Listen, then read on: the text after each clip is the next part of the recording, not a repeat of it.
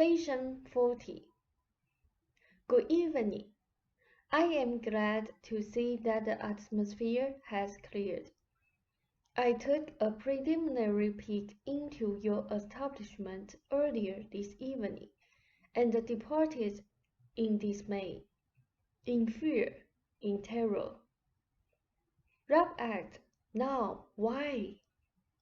They said, "Well, I certainly would not want Rupert throwing furniture at me." You understand, of course, that I am speaking of Mark Terrell. When Rupert's resentment finally flares, there is no time for me to be around. Rob said, "Nor me either." They said, "You are quite right. The solution hit upon is an excellent one, and I had nothing to do with it, having decided that I was much safer if I left such decisions to you from now on. All joking aside, this latest idea should really be an excellent one, and I would have suggested it myself except that I could not get through to Rupert. He has felt guilty over the thought of taking any space from you, and the guilt made him feel resentful. I am quite pleased. You will benefit by this, and also from the other changes in your establishment that you have been considering, including a matter of using the back room all year. Resentment had a lot to do with Rupert's banging around. Not resentment at you, Joseph, but resentment because he felt guilty for not being satisfied. If you intend to stay where you are for any amount of time, then you would do well to get the most out of your establishment, and the enlargement being contemplated would be very beneficial. Incidentally, I share Rupert's annoyance with your fat neighbor across the way, and I will tell you some tales about him before I am finished. The needed change that you both need can be made in your present environment by enlarging your kitchen, and unless you can move into the country, I would not suggest that you move at all. Naturally, I prefer that you feel secure and as settled as possible, for the simple reason that the sessions will go better. The two changes, one in the back and your kitchen, will satisfy you both to a large measure for quite a while, and therefore are desirable, since they do not entail a wholesale breaking up of daily pattern. I trust I have said enough along these lines. As I mentioned, the sect's inner sense involves something that can be likened to what you call the instinct, except that it is a property of the inner self. Consider a spider spinning a web. The web is a camouflage pattern that definitely exists on your plane. Here, your simple spider is using his sixth sense, for these senses are the latent property of other living things, and not restricted to mankind. What you have in the spider's activity amounts to a demonstration of the sixth inner sense almost in its pure form. The spider has no intellect or alter ego, and his manipulations are the direct result of activities performed by pure and spontaneous use of the inner senses. They are untempered and uncamouflaged to a great extent. All of the inner senses are not utilized to the same degree on any plane, Many planes are given over to the training in the use of one or two of the most important inner senses. I liked the analogy of the spider and his web because it is such a simple and uncomplicated example of camouflage construction, devolved from intermediaries such as ego or tools. Inherent, and I repeat inherent in the spider as in man, is the complete comprehension, or rather comprehension through direct experience, of the universe as a whole. In its particular existence, the spider is not aware of all this knowledge, but it uses what is necessary of it to construct its web. It experiences directly. There is, of course, no I consciousness, but there is direct consciousness, nevertheless, of the most intimate kind. Give the spider an ego and an intellect, and you will see then how the picture would change. This would enable him to enlarge upon his scope of awareness and activity. But at the same time, impediments would be placed so that the web construction would no longer appear either as direct as far as its source is concerned, nor as spontaneous. You construct your own camouflage existence as the spider constructs his web, but you are not aware of the threads. You do not understand that they originate within yourself, although it is very simple to smile as the lowly spider weaves its web. The spider's construction is severely limited to one plane, but this is not the case with your constructions, which may have reality on many planes at once and in ways with which you are not familiar. It should be obvious that although an idea is born in time, after its conception it is free from time in a way that a spider's web can never be free from time. To the extent that a construction exists as camouflage, to that extent it is bound by and vulnerable to physical laws.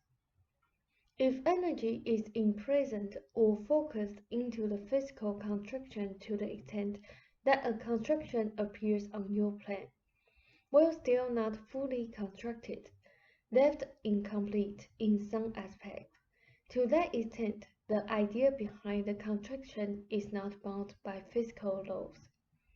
I suggest a brief break.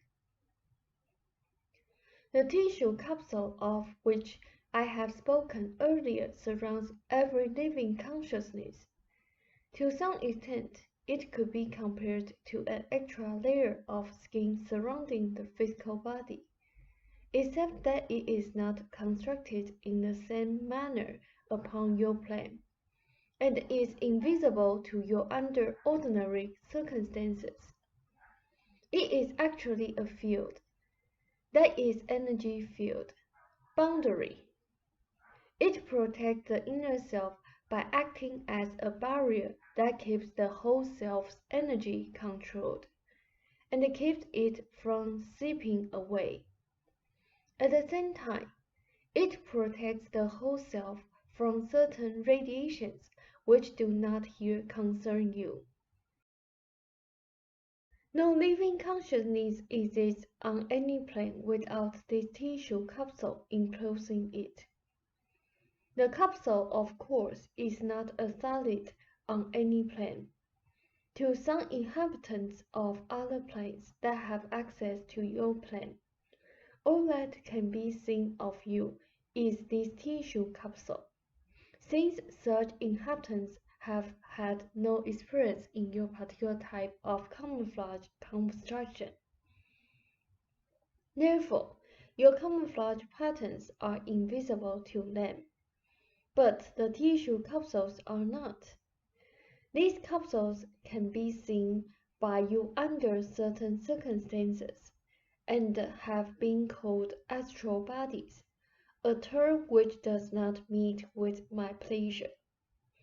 I would like to repeat again the fact that in many instances, and with exceptions, ideas not fully constructed on your plane not only have great force, but are also freer from the effects of physical laws. The idea has at its command then greater and varied methods of expression, and from it varieties of construction can be attempted. I have mentioned the advantages of a painting over a piece of sculpture, and an idea not fully captured will find further expression. This is not to say that perfection is not to be sought after. It is of course impossible to achieve, but the almost completed leaves room for further development of the idea, and the idea is not imprisoned. The portrait that you sent to the gallery is evocative. It continues to grow. It is not completely at the mercy of a complete camouflage. The whole self is never completely constructed on your plan. I bet it finds expression now and then. A camouflage plan, merely by being what it is, makes it impossible for the whole self to find expression. There is almost hypnotic focus of energy for a particular time for a particular reason. The inner self is always there. You are always aware of it in the same manner that you are aware of what is happening in a trance. This is another excellent analogy, if you will forgive me for patting myself on the back. This sixth sense is one of the basic ones which makes use of the others possible. Mankind often confuses it with and calls it instinct. It is merely the innate knowledge which makes manipulation of energy from one form to another possible, and you use it constantly. The spider is more familiar with it in its pure form than you are, that is, than humankind is. It is this sense which directs your own growth physically, and which forms the cells of your physical body, and constantly changes the stuff of your body. I suggest a brief break. Your plane is a training place in the use of manipulation of energy. Your plane seems to deal with cause and effect, but this is in itself a necessary camouflage. In actuality, there is no cause and effect as you think of it. There is only spontaneity.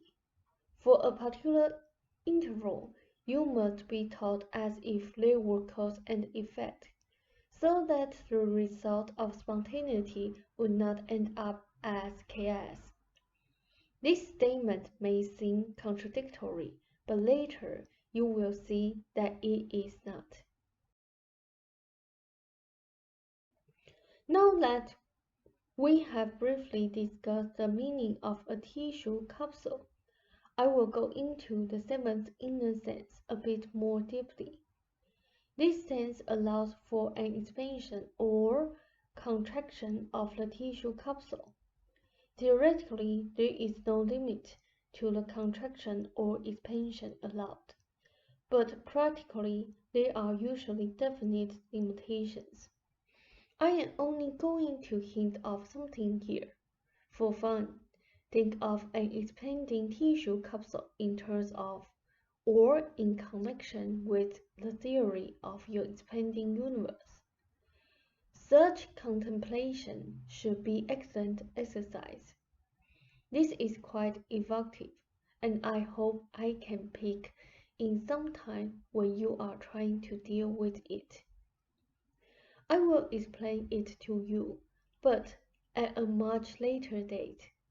Also understand that what you think of or experience as space travel is another camouflage.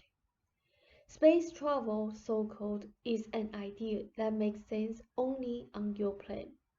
I am saving these little tidbits for you this evening. Russ said, so I noticed. They said, perhaps a rereading of the material on fifth dimension will help you here, and one of these days we will carry that discussion further.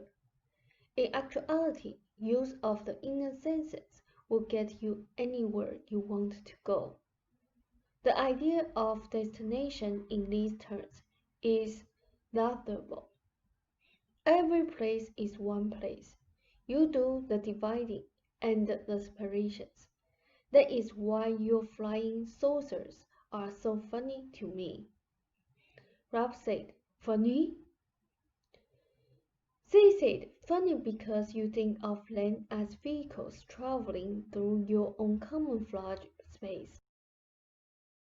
Any vehicles would travel through their own camouflage space, and in some instances are doing so, even now, in the so-called space taken up by your earthly universe.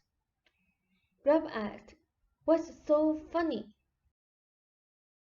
They said, I am laughing, because they fly through, in your terms, the very core of what you presume to call solid Earth, which is not solid to them at all, and in certain instances, as you attempt space travel, you will travel through what inhabitants on another plane will think of as their own particular solid, in quotes, and you will never know the difference. Now, this does not mean that a stationary body of any kind cannot materialize itself upon another plane.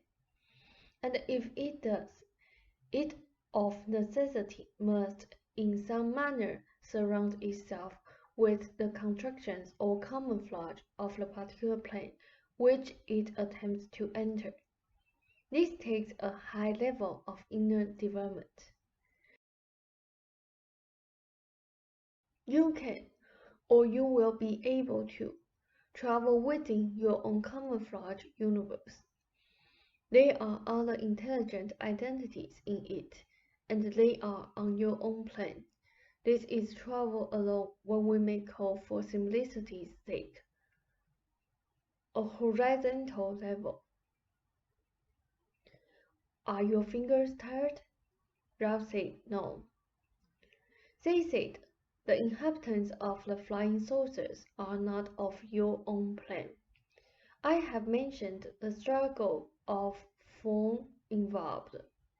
You will have to remember in any of the discussions along these lines that your physical contractions simply do not exist except on your own plane. Other contractions exist simultaneously with your own, of an entirely different nature, also, however, on what you may call a horizontal plane. But you will never find them in a spaceship. Out of sympathy for your camouflage fingers, I will let you take a break. I certainly enjoy taking you by surprise. Just said, I'm glad you are getting such a kick out of it. They said, I am in good form this evening. They said, I speak in terms of vertical and horizontal only to make things easier for you. As far as the immediately previous material is concerned, I let Ruber in on the vertical, so to speak. There was on his part a direct experience of my emotional vitality. Again, this in no way implies an invention of Ruber by myself, but instead implies an intention on Ruber's part to make way for the experience. It is not a lessening of self, but an extension of self, so that the self-awareness can include not only self, but independent. Rob noted, you may call this other, said self-experience, to include a value that is usually lacking in your ordinary behavior patterns. This value, or this particular extension of self to include other self-experience, is one of the attributes that can be expected through the use of psychological time.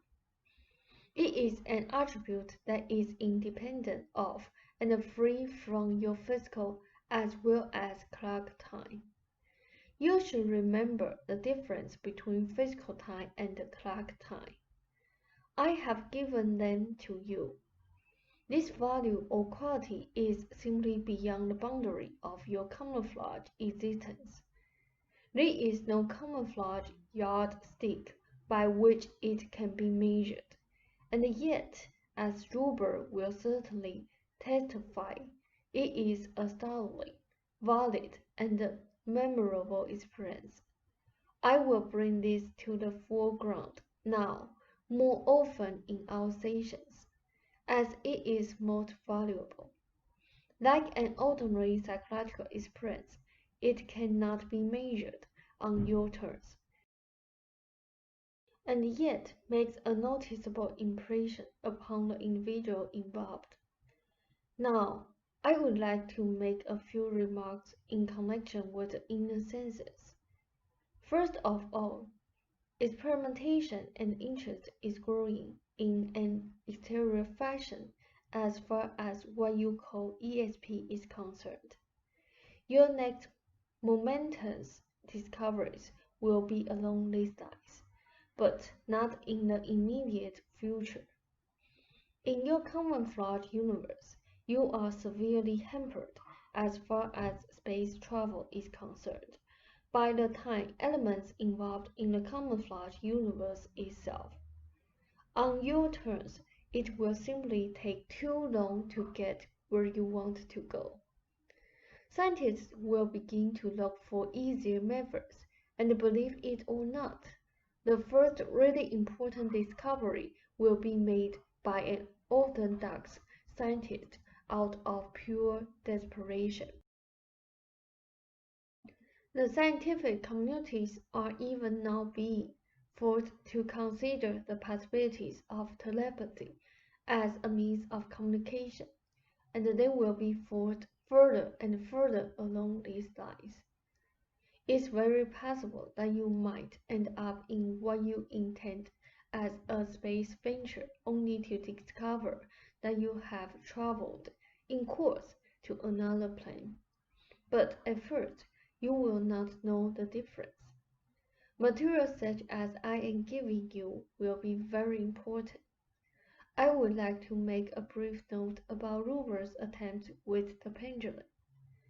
On serious matters involving your present time, what is going on at any particular moment, the pendulum can be counted upon as giving valid information from the subconscious. For other matters, a light stage of hypnosis is necessary at this time, and a very careful phrasing of questions. The pendulum is responsive to unconscious muscular speech and does give answers from the subconscious. We are involved in something much deeper. Rupert's subconscious on its own is simply not capable of arriving at the knowledge that you are getting in our sessions. I suggest a brief break, and if you do get your kitchen enlarged, then I hope you get a window overlooking the river too. This has been an excellent session. I am making up in value on another scale entirely for the last time. It is very possible that you both may need a rest now and then, and if so, you will get it. But for quite a while, it will not involve missing sessions, but shortening them. Right now, you are both doing extremely well. Ruber, incidentally, was right. I had intended giving you a week off after your first 30 sessions. However, you didn't ask for them, and you didn't seem to need a vacation, so I took advantage of it. Rob said, "Oh?" Conditioning and regularity is important, as you know from your own work. I am pleased over your portrait prize, Joseph, because the prize should make you aware of the fact that good work is recognized, and that despite the personal and unfortunate shortcomings of individuals as a whole, they still do recognize good work, and you should give them credit for this. If there is, and there is, stupidity and ignorance, and idiotic unfounded pride and rationalizations, nevertheless, there is also, at least occasionally, good intent and appreciation. I know that you are aware of the dangers involved in projecting your own fears and irritations upon others. There is always and oftentimes a justifiable tendency to feel unappreciated and therefore to look for chances to prove this lack of appreciation, so that it is often mistakenly projected on remarks or actions of others. Oftentimes, such remarks and actions are the result of the other person's own ignorance, and actually not directed at you personally. Robert in the past has been very sensitive as far as your work is concerned, and this year has seen some improvement. There is some need to be on guard, but hardly any to be up in arms. Incidentally, it is possible that you and Robert and his friend at the art gallery and her husband may become good friends. But it would have been extremely inadvisable for you to have moved into her apartment. You both have known the woman before, and under unpleasant circumstances. As tenants, you would have been extremely dissatisfied with her. At one time, she was in a subordinate position to you, Joseph, and without knowing why she would have been very domineering if you were a tenant.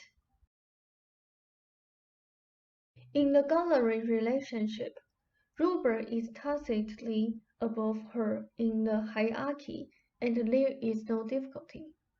As friends, a relationship would be excellent, as she would benefit very much, and you would both benefit by the help that you would be able to give her. She worked on one of your farms in Denmark. She was, if you excuse the expression, no beauty, and at the time you were not one to look for spiritual values in your woman. She resented this very much. She also resented your son. Rob asked, "And who was that?" They said Robert was your son, as you well know, and he was a painter, so that the art gallery is an ironic place for Robert and this woman to meet. I could really go on. The history fascinates me. Rob said, "Me too." They said there are also some rather hilarious incidents involved. As when you, old reprobate, took over your son's mistresses when you got the chance, but you did not get a chance too often. There was also the case of taking some rent out through flesh when the cash was not forthcoming. If you prefer, we will end the session, otherwise take a brief break. And may I congratulate you in a back-handed fashion for having a full session this evening. Triff was a nice place. Rob asked, "How big was it?" They said 5,000 approximately. Actually, it was between 5,000 and 15,000, no more than 15,000. Do you want to end the session? Ralph said, I think so. I don't want to, but I guess we had better. Jane is getting tired. They said, all things in good time, and believe you me, we shall have some good times. Incidentally, Rupert is not pregnant. Put this in the record, or not as you choose. The ordinary seasonal influx with chemical variations, usually in her case, plus your mother's phone call, the niece's pregnancy, and with your help, brought upon the circumstances. Your help incidentally refers to your anger at the children. It raised Rupert's hidden hopes of a larger apartment and then dashed them, building up his resentment. You forget that Rupert Jane's first impulse is to act. This is extremely important in his makeup. It is for this reason that the extended use of the bathroom, and even the work on the kitchen, would be beneficial. Need I say that his corner in your room must be felt by him to be his own? I could say more, but I won't. Ralph said, and I'm afraid to ask. They said, well, with regrets I will end the session. My pie eyes, a fond and most hearty good night. I've had fun with you in my fashion.